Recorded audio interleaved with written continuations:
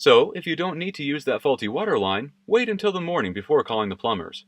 Note that the 24-hour plumber may charge an excessive rate. Plumbing rates during Sundays and holidays are expected to be high. 3. Inspect if the problem is your responsibility.